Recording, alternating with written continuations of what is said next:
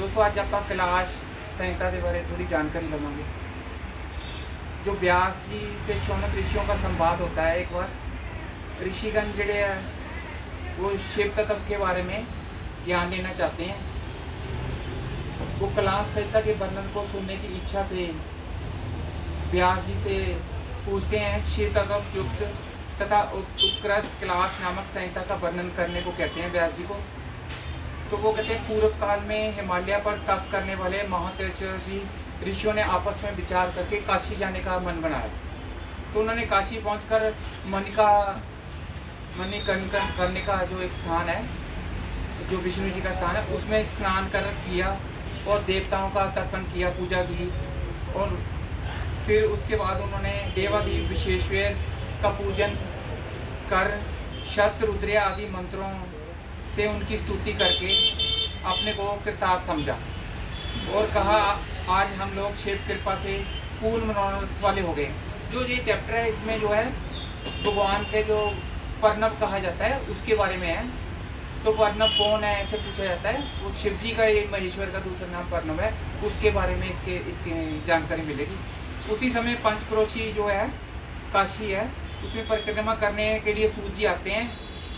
तो सभी प्रसन्नतापूर्वक उन्हें प्रणाम करते हैं और कहते हैं हे महाभाग सूर्य जी, भगवान व्यास जी ने आपके सभी प्राणों के गुरु मानकर आपको महत्व दिया है, अतः पौराणिक विद्या जो है आपके हृदय में स्थित है। सभी प्राण वेदार्थ प्रतिपादन करते हैं। समस्त वेद पर्णव से उत्पन्न हुए हैं। पर्णव मतलब महेश्वर से, शिव जी से सब वेद उत्पन्न हुए हैं। पर्णव का तात्पर्य है सोमेश्वर हैं, अतः महेश्वर आपकी हृदय में प्रतिष्ठित हैं। हे महामते, सूर्य जी को कहते हैं आप ही हम लोगों के विशेष गुरु हैं, तय आप परम कृपा करके महेश्वर के श्रेष्ठ ज्ञान का उपदेश दीजिए। तो सूर्य जी बोले हे महर्षियों, पूर्व समय में गुरुदेव व्यास जी नैमिषारण्य निवासी मुनियों को जो उपदेश दिया था उसी को मैं आप लोगों से कह रहा हूँ, जिसके सुनने मात्र से लोगों में शिव भक्ति उत्पन्न हो जाती है और आप लोग सावधान होकर सुने। पूर्व काल में ऋषिगण यज्ञ अधिपति रुद्र को प्रसन्न करने की इच्छा से दीर्घ सत्र करने लगे और उनकी यह भावना देखकर भगवान वेद जो वही प्रकट हो जाते हैं। तो जो है ऋषि है वेद व्यास को एक आसन पर विराजमान करते हैं और कहते हैं हे महाभाग, पर्णव के अर्थ को प्रकाशित करें। हम लोग नेशन नामक इस तीर्थ में महामंत्र संपादित कर रहे हैं, अतः हे दयानिधि आप इस पार ब्रह्म सागर में डूबते हुए हम लोगों को शिव ज्ञान रूपी नौका से पार कर दीजिए। तो वो शिव का ज्ञान जो है उसके बारे में जानना चाहते हैं ऋषि। तो वो व्यास जी से पूछते हैं। इस प्रकार मुनियों के द्वारा प्रार्थना किए जाने पर महामुनि व्यास जी जो हैं वो कहते हैं हे ब्राह्मणों, वर्णव अर्थ को प्रकाशित करने वाला शिव ज्ञान सर्वथा दुर्लभ है। शिव भक्ति से जो जिनमें शिव भक्ति नहीं होती आप लोग वो उनको जो है ये ज्ञान नहीं मिलता। आप लोग तो भगवान सदाशिव की उपासना हमेशा करते हो, अतः मैं आप लोगों को उमा महेश्वर का संवाद रूप जो हुआ था प्राचीन इतिहास में उसके बारे में बताता हूँ। किसी समय हिमालय पर्वत पर पति के निकट गौरी यानी माँ पार्वती शिव जी से कहने लगी हे देव, आपके द्वारा उपदिष्ट मंत्र पर्णव युक्त कहे गए हैं, अतः सबसे पहले आप पर्णव क्या है, पर्णव निश्चित अर्थ सुनना चाहती हूँ। पर्णव किस प्रकार उत्पन्न हुआ, यह वेद का आदि क्यों कहा जाता है, इसकी जप की विधि क्या है। हे महावेशन, यदि आपकी मुझ पर कृपा हो तो आप मुझे विशेष रूप से बताइए। तो भगवान श्री कहते हैं कि पर्णव अर्थ को जान लेना मेरा ज्ञान ही है, मतलब पर्णव का अर्थ जान लेना मुझे कोई जान लेना है। यह सभी विद्याओं का बीज है, यह वेद का आदि, वेद का सार और विशेष रूप से मेरा स्वरूप है। जो वेदों का सार है वो भी पर्णव है। मैं शिव जो ओम है उसमें ही मैं रहता हूँ। ओम जो एक नामक एक अक्षर है उसी मंत्र में शिव जी कहते हैं मैं निवास करता हूँ। शिव को ही पर्णव स्वरूप कहते, शिव को ही पर्णव स्वरूप और पर्णव को ही शिव स्वरूप समझना चाहिए। हे देवर्षि, मैं काशी में जीवों की मुक्ति के लिए सभी मंत्रों में श्रेष्ठ इसी मंत्र का उपदेश करता हूँ। यह पर्णव ब्रह्मा से लेकर स्थावर पर्यंत संपूर्ण प्राणियों के प्राण है। ये संपूर्ण प्राणियों की प्राण है जो पर्णव है। ब्रह्मा का हो चाहे आम इंसानों का हो, ये प्राण है। अतः इसे परनम कहा गया है। इस परनम आदि का जो अक्षर, आदि अक्षर जो अकार है, तो फिर उकार है, तो उसके मध्य में जो है वो मकार है और अंत में नाद है। तो इनसे संयोग से ओम बनता है। तो शिव जी ने ओम नाम का एक मंत्र दिया था, ओम नमः शिवाय, उससे सारी मनोकामनाएं पूरी हो जाती, दुख दर्द दूर हो जाते हैं। उसी का है ये हिस्सा, उनमें संयोग से ओम बनता है। सर्व खलविद ब्रह्म, इस श्रुति के अनुसार सारा प्रपंच ही ओंकार स्वरूप है। जैसे जिसे मतलब दृढ़ वैराग्य हो जाता है संसार से, जिसका मन उड़ जाता है, वही उस प्रणव का अधिकारी है। इसके अनंतर जीव को ब्रह्म की एकता भावना से प्रणव का वर्णन करते हुए भगवान सदाशिव संन्यास विधि का भी वर्णन करते हैं। और भगवती से कहते हैं, माता पार्वती से कहते हैं, साधक को सावचेत होकर ओम नमो शिवाय इस मंत्र का ध्यान करते हुए माता पार्वती यानी आपका और मेरा ध्यान लगाना चाहिए और ओम नाम का मंत्र का उच्चारण करना चाहिए।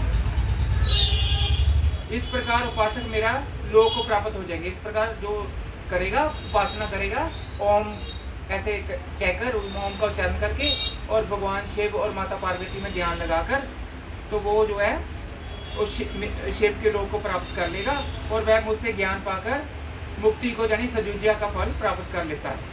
शौनकादि ऋषियों से वार्ता करने के बाद सूजी ने तीर्थ यात्रा के प्रसंग से पृथ्वी, फिर इसके बाद जो सूजी हैं, महर्षि सूजी, वो पृथ्वी का भ्रमण करने के मन आता है, वो वहाँ चले जाते हैं। और काफ़ी देर बाद वो जब भ्रमण से वापस आते हैं तो सब उनसे फिर जो है पर्णव का अर्थ पूछना चाहते हैं। तो वो कहते हैं, आपने जो वामदेव मत सूचित किया था, हमें उसको विस्तार से बताइए।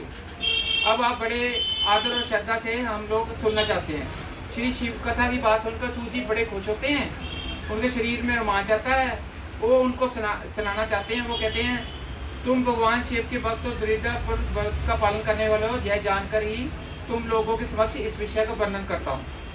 पूर्व काल में रथंतर कल्प में महामुनि वामदेव माता के गर्भ से जब बाहर आए तो ही वो सारे वेदों के ज्ञाता थे और जो है शिव तत्व के भी उसी समय ज्ञाता थे तथा अन्य शास्त्रों के भी वो ज्ञाता थे, जानने वाले थे। उनके मन में वस्तु की किसी की इच्छा नहीं थी और अहंकार उनका शून्य था। वे दिगंबर महाज्ञानी महात्मा, दूसरे महेश्वर, दूसरे शिव के समान ही थे जो वामदेव थे। इस तरह घूमते हुए बाबा जी मेरू के दक्षिण शिखर पर कुमार श्रृंगार प्रसन्नता पहुँचे। वहाँ मयूर वाहन जो करते हैं, स्कंद, जहाँ हम कहे कार्तिकेय, वो वहाँ थे। वो जो मोर पे वो सवारी करते हैं, मयूर पे सवारी करते हैं। तो उनके साथ ही उनकी शक्ति भूता गज्जावली भी थी। वही स्कंद कामी जो है, एक स्कंदसर नामक वहाँ एक सरोवर था, उसमें स्नान करने के बाद स्कंद जी की पूजा करते हैं, भक्ति करते हैं। तो महामुनि वामदेव शिष्यों के साथ थे, उनके साथ वो सूर्य का समान तेजस्वी अपने स्कंद जी की भक्ति करते हैं, जिनका जो मोर उनका वाहन था। स्कंद जी के दर्शन और पूजन करने के बाद वे बड़ी भक्ति से उनका सत्वन करते हैं। उसके बाद पर्णम है, वामदेव जो थे, वामदेव ने भगवान स्कंद की स्तुति और 3 बार उनके इर्द गिर्द जो है परिक्रमा की और बार बार उन्हें साष्टांग प्रणाम किया जो स्कंद जी को। और उसके बाद जो उनका सत्वन करते हैं, उनकी स्तुति करते हैं, तो जो है अपने स्कंद है, उनसे पूछते हैं कि आप क्या पूछना चाहते हैं, क्या सुनना चाहते हैं, मैं आपको बता देता हूँ लोकहित के लिए, जिससे लोगों की भलाई हुई, आपको बता देते हैं। मैं तुम्हारी भक्ति पर प्रसन्न हुआ हूँ, स्कंद जी कहते हैं। तो वामदेव जी बोले, महाप्राज्ञ परनम जो सबसे उत्तम मंत्र है, उसके बारे में मैं जानना चाहता हूँ। जो पशु यानी पशुओं के पास को छुड़ाने वाले भगवान पशुपति है। पशु मतलब जीवों को, और पाश बंधन को छुड़ाने वाले जो भगवान शिव जी हैं, उसके वाक्य उसके संबंध में आए। वो कहते हैं, ओम की सर्वभौम्या, ओंकार ही यह प्रत्यक्ष देखने वाला जगत है। यह सनातन श्रुति का कथन है। ओम ती ब्रह्म, अर्थात ओम यह ब्रह्म है तथा सर्व होत्यो ब्रह्मा, यह सब का सब ब्रह्म का ही है इत्यादि भी श्रुतियों द्वारा कहा गया है। तात्पर्य है कि स्मेस्ट एंड वेस्ट सभी पदार्थ पर्णव के अर्थ हैं। पर्णव द्वारा शब्द का प्रतिपादन होता है। यह सब मैंने सुन रखा है, आप कृपा करके पर्णव के अर्थ का प्रतिपादन कीजिए। मुनि के द्वारा पूछने पर स्कंद ने भगवान सदाशिव को प्रणाम करके उस श्रेय का वर्णन करके वर्णन आरंभ किया। उन्होंने कहा श्रुतियों ने भी इसे, जो अपने वेद श्रुतियाँ हैं, उन्होंने भी इसको छिपा के रखा है। श्री स्कंद जी कहते हैं, मुनीश्वर वामदेव, इस लोक में जितने भी जीव हैं सब नाना प्रकार के शास्त्रों से मोहित हैं, वो अन्य शास्त्रों से मोहित हैं, ये कह रहे हैं स्कंद जी। और परमेश्वर की ये विचित्र माया है, उन्हें परमार्थ से वंचित कर दिया गया। अतः पर्णव के वाच्यभूत साक्षात महेश्वर को वह नहीं जानते, वह शिव जी को नहीं जानते। वो कहते वह महेश्वर जो है सुगुण भी है, निर्गुण भी है, अर्थात त्रिदेवों के जनक परब्रह्म परमात्मा ही है। जो परमात्मा शिव है वो ही है सब कुछ। मैं बारंबार इस सत्य को दोहराता हूँ कि पर्णव अर्थात साक्षात शिव, पर्णव का मतलब है शिव। श्रुति समृद्धि शास्त्रों में भी यही कहा गया है, पुराणों में प्रधानतया उन्हीं का पर्णव वाच्य यही है। जो परमात्मा स्वयं किसी, जो भगवान है वो किसी से उत्पन्न नहीं होते, वो खुद ही उत्पन्न हुए हैं। जो शिव भगवान है वह पर ब्रह्म परमात्मा संपूर्ण ऐश्वर्य से संपन्न है होने के कारण सभ्यमी सर्वेश्वर शिव नाम का धारण करते हुए जो भगवान शिव है, इनका ये सब कुछ ऐश्वर्य वगैरह सब कुछ इनका ही दिया है, तो वो सर्व संपन्न है, ये कह रहे हैं जो स्कंद जी हैं। तो मुमुक्षी योगियों को नित्य उनके स्वरूप का ध्यान करना चाहिए। इस मानव में जो वर्ण धर्म आश्रम धर्म के पालित पुण्य परमेश्वर का पूजन करके बहुत से श्रेष्ठ मुनि, जो बहुत से श्रेष्ठ मुनि जो है शिव की भक्ति करके, उनके कहने का मतलब पानी की भक्ति करके सुजुज्या को यानी मुक्ति को प्राप्त कर चुके हैं। जो श्रुति और समृद्धि के प्रतिपादित कर्म का अनुष्ठान करने वाले पुरुष अवश्य सिद्धि को प्राप्त करते हैं। जो ब्रह्मचर्य का पालन करने से ऋषियों को तृप्ति मिलती है, और जो दूसरा है अपना यज्ञ के कर्म से जो है देवताओं को तृप्ति मिलती है, और जो अपने संतान उत्पन्न है उस संतान उत्पन्न से पितरों को तृप्ति होती है। तो ऐसे श्रुति में कहा गया है। इस तरह ऋषिगण देवगण पितरगण के ऋण होते हैं, यह तीनों से मुक्त जो हो जाता है वो वानप्रस्थाश्रम में प्रवेश होकर सुख दुख आदि द्वंद्वों को सहन कहते हो जितेंद्रिया और तपस्वी योग का अभ्यास करे वो कहते हैं। तो जिन्होंने मतलब संन्यास लेना है, कर्मों से संन्यास लेना चाहिए, फिर समस्त कर्मों को संन्यास करके फिर ज्ञानमयी पूजा करनी चाहिए और परमेश्वर को प्रसन्न करना चाहिए। यह पूजा जीव के साक्षात शिव के साथ एकता का बोध है, कराकर जीवन मुक्ति रूप आ गई। तो जो शिव से हमारा मिलन करा देती है ये पूजा, जो हम काम वगैरह सारे संन्यास कर्मों से लेकर जब हम पूजा करते हैं तो शिव के साथ हम जुड़ जाते हैं और उससे हमें जो है जीवन मुक्ति फल मिल जाता है, यानी हम मुक्त हो जाते हैं जीवन से। यतियों के लिए इस पूजा सर्वोत्तम तथा निर्दोष समझना चाहिए। इसके नंतर श्री स्कंद जी ने ज्ञानमयी पूजा का वर्णन करते हुए संन्यास ज्ञान की शास्त्रीय विधि, दंड धारण आदि का प्रकार, पर्णव अर्थों का विवेचन, शिव दर्शन के अनुसार शिव तत्व क्या है, शिव से जीव और जगत की उत्पत्ति कैसे हुई तथा महावाक्यों अर्थ का चिंतन तथा उसका वार्थ प्रस्तुत किया। यानी सब कुछ संसार में शिव ही शिव है, पर्णव ही पर्णव है। जो एक तरह से आप कह सकते हैं ये भगवान का जो संसार है सारा शरीर में, उनके शरीर में ही है। तो वो जो ये सारा संसार है ये शिव ही है, हर तरफ शिव ही शिव है, तो और कोई चीज़ है ही नहीं है। इसके बाद श्री स्कंद ने यतियों की कृपा करके उनसे सन्यासियों के शोर और स्नान विधि का वर्णन किया और यति के अंत्येष्टि कर्म दशा, एकादशा कृत्या तथा द्वादश कृत्या का वर्णन तथा उसकी प्रक्रिया का विवेचन किया। यह सब वर्णन करते हुए श्री स्कंद जी ने कहा, मुने जो कुछ वर्णन है साक्षात भगवान शिव का कहा हुआ है। जो मैंने वर्णन किया साक्षात भगवान ने कहा था और यही उत्तम रहस्य है, ये वेदांतों के सिद्धांत के अनुरूप है। इस मार्ग पर चलने वाले यति शिवो हमसे, मैं शिव हूँ भाई, मैं भी शिव हूँ, इस आत्म स्वरूप शिव की भावना करता हुआ शिव स्वरूप हो जाता है। तो सूजी कहते हैं इसके बाद जो है वामदेव को उपदेश देकर जो स्कंद जी है वो कैलाश में चले जाते हैं और वहाँ पे वामदेव जी उनके पीछे चले जाते हैं। वहाँ शिव जी माता पार्वती के साथ बैठे होते हैं, वो उनको प्रणाम करते हैं। वो वहाँ जाके वामदेव तो उनके चरणों से आशीर्वाद लेते हैं।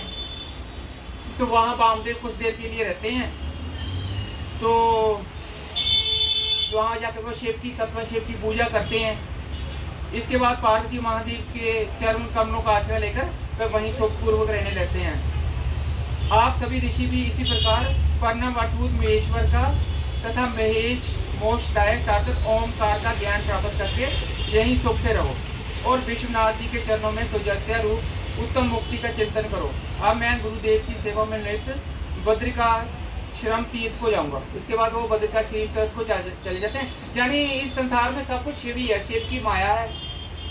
तो हम भी शिव का ही रूप है, शिव का अंश है। तो हमें शिव की पूजा करनी चाहिए। तो साथ में हमारे पाप भी सब छूट जाएंगे।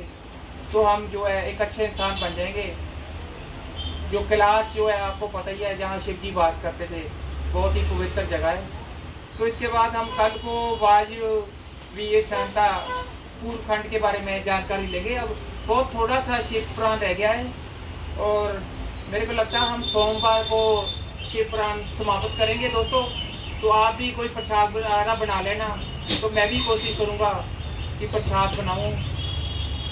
तो धन्यवाद आप सबका, थैंक यू।